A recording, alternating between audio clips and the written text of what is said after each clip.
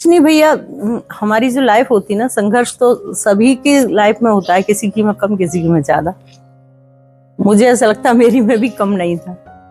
और एक उस समय उद्देश्य था, और ये था कि जीवन की तपस्या तो तभी सफल होगी जब मेरे बच्चे एक मुकाम हासिल कर लेंगे। और ईश्वर ने बहुत साथ दिया, आज बच्चे बहुत अच्छी जगह पे हैं। पर अपने लिए नहीं जी पाए हम कभी, अब मौका मिला ना, अपने लिए नहीं जी पाए। तो ना बहुत सोचती थी, जैसे रिटायरमेंट हुआ तो लगा कि अब थोड़ा सा, बच्चे भी बोलते हैं ये बात कि माँ हमारे लिए जियो, अब अपने लिए जियो। तो तलाशते रहते थे कि कोई ऐसी जगह हो जहाँ बहुत ज्यादा ही सुकून मिले। घर में रहेंगे तो वही, हमें बाई आ रही है उसको देखना, दूध वाला आ रहा, कोरियर वाला आ रहा, सारा दिन उसमें निकल जाता है। तो बहुत सर्च कर रहे थे, तो आपका ये जब देखा तो लगा कि सच में ये स्थान ऐसा है कि जहाँ हम पूरी तरह से अपने लिए जिएंगे।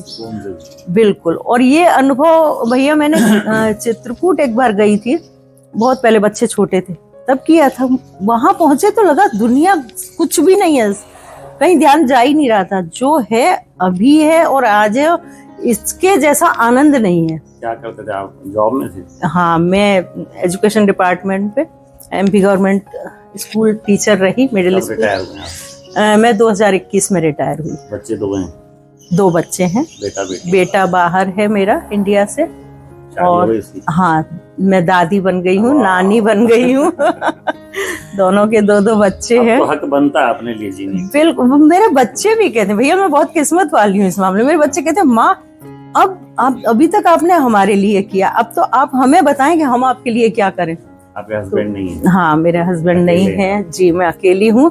लेकिन नहीं हूँ अकेली, आप जैसे भैया है ना मेरे साथ में, मैं कहाँ अकेली हूँ। मैं तो कभी सोचती नहीं हूँ कि मैं अकेली हूँ। भाई मेरा देखिए मकसद था, जो संसार से जब विदा होते हैं ना जी, बहुत खाली मन से विदा होते, 90%। बिल्कुल बिल्कुल। और उनको ये पछतावा होता था है कि परमात्मा ने हमें स्वर्ग जीने के लिए भेजा जी। ये पृथ्वी, मैं मानता हूँ ये प्लानेट जो है ना, बिल्कुल बिल्कुल, ये स्वर्ग जीने के लिए ही परमात्मा ने उनको भेजा है। बिल्कुल। इससे बड़ा स्वर्ग नहीं होगा। आप ये बताइए, इस धरती पर जो है कितने जीव, 84 लाख योनियां जी, हमारे पूर्वज बताते हैं या बड़े बताते हैं, ग्रंथों में लिखा है 84 लाख प्राणी है, जिसमें एक इंसान ही ऐसा जो कर सकता है, जो भी चाहे, जो हंस सकता है, जो रो सकता है, जो गा सकता है, जो कपड़ा पहन सकता है, अपने लिए कर सकता है, दूसरों के लिए कर सकता है। हमने भगवान को छोड़ करके हर चीज पे कंट्रोल किया है। उस शख्स का, उस प्राणी का नाम जो इंसान है। बिल्कुल। तो इससे बड़ा मतलब ये सबसे बड़ी उपलब्धि या सबसे बड़ा सौभाग्य तो हमारा यही है कि हमने इंसान के रूप में जन्म लिया। जो और जो मेरा स्कूल टाइम में आपको बता रही थी ना, तो भैया इतना व्यस्तता में जाता था कि बाथरूम से निकलते निकलते तो दुर्गा चालीसा शुरू हो जाता था कि वहां दीपक जलाएं तब तक वो समाप्त हो जाए और हम स्कूल भागे। तो एक अफसोस तो रहता था कि अरे मतलब हम जो चाह रहे हैं वो नहीं कर पा रहे हैं। हाँ, क्योंकि अब इस भौतिक संसार में है तो हमारी आवश्यकताओं को पूरा करने के लिए मेहनत भी करनी है, हर चीज में नियम बन जाता है। अब मैं क्योंकि रिटायरमेंट के बाद अपने लिए जी रही हूँ और बहुत अच्छे से जी रही हूँ। मेरी अगर मर्जी होती है कि मुझे 2 घंटे ईश्वर में ध्यान लगाना है तो मैं लगा पाती हूँ।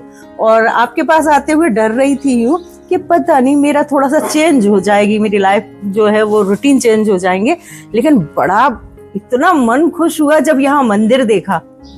मैंने कहा मेरी तो लाइफ वैसे ही चलने वाली है, थोड़ा बहुत फर्क पड़ेगा, बस सुबह भोले बाबा को स्नान कराओ, उनका वो करो, उनके ध्यान में रहो। मैं तो कहता हूँ कि मंदिर भी हर जगह मौजूद, देखने की आंख चाहिए जी, हर जगह भगवान मौजूद। बिल्कुल। चिड़िया में मौजूद है, बिल्कुल। घन से बदक में मौजूद है। अब क्या करें भैया, हमें बचपन से हमारे दिमाग में घुसाया है ना कि मंदिर भी जाना है। ये वो चीजें तो इतनी जड़ पड़ गई हैं कि वो उनको नहीं निकाल पाएंगे हम। हमें वो स्थान एक चाहिए जहाँ हम आधा घंटा आंख बंद करके ध्यान करके बैठे। बहुत अच्छी चीज है। तो बड़ा अच्छा लगा। और इसके बाद जब आपके यहाँ आए तो सोच नहीं सकते, उससे कहीं अधिक अच्छा है यहाँ पे। सच में मैं सोच के आई थी कि 4 दिन केवल मैं कैसे भी निकालूंगी, और मुश्किल से निकाल लूंगी, नहीं जमेगा तो भी। लेकिन अभी ना मुझे जब यहाँ लोग कह रहे हैं कि अरे आप इतने कम टाइम को क्यों आई, रुक जाइए, तो मैं कह रही मन तो बहुत कह रहा है, पर रिजर्वेशन क्योंकि 2 तारीख का कराया है, लेकिन मैं जल्दी ही आऊंगी और इस बार बहुत मन से आऊंगी। लंबा टाइम रखेंगे जी, तो बहुत हाँ, अच्छा। बिल्कुल, धीरे धीरे हम लोग जो है ना, यहाँ की सुविधाएं, यहाँ की एक्टिविटी, जी। जैसे जैसे बी प्रैक्टिकल, मैं कहीं भी कोई चीज देख के इस जगह को नहीं बनाया है। जी जो कल्पनाएं थी भैया, मुझे ऐसा लगता है कि आप आगे करेंगे, बहुत कुछ करेंगे जो यहाँ के लोगों को देखते हुए, ध्यान में रखते हुए आप कर रहे हैं, लेकिन अभी जितना है वो कम नहीं है भैया, बहुत अधिक है। यहाँ इतना सुंदर गार्डन आपने मेंटेन किया है, लोग वहाँ घूम रहे हैं, अच्छा पौष्टिक भोजन खा रहे हैं। हम घर में एक बार को फिर भी आलस कर जाते हैं, यहाँ दोनों टाइम आपको भोजन अच्छा मिल रहा है, सारी चीजें मिल रही। जिंदगी में और क्या चाहिए। मैंने अपनी बेटी को कल लिख के भेजा कि मुझे मंदिर दर्शन मिल रहा है, मुझे लोगों का साथ मिल रहा है, अपने साथ वालों का अच्छा समय पे मुझे सब खाना पीना मिल रहा है, और हमारी जिंदगी में हमको चाहिए क्या।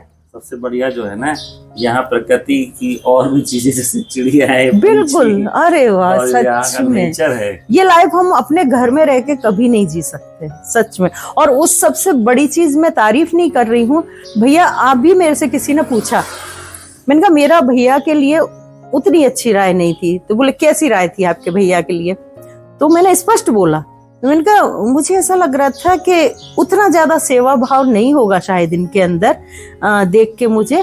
लेकिन मैंने कहा जब कल मैंने उनसे बहुत देर बात की, उनके विचार मुझे पता चले कि मैं बचपन से इस तरह से ये सोचिए, तो मैंने कहा उन्होंने एक स्थान बना लिया मेरे मन में कि वाकई बहुत पवित्र आत्मा है, वो भी बहुत पवित्र आत्मा है जो हृदय से इतना सबके दुख दर्द आवश्यकता हर चीज को इतना गहराई से देख रहे। चने के झाड़ में मत चढ़ाइए। नहीं नहीं नहीं नहीं भैया, सच में मैंने वो भी बता दिया।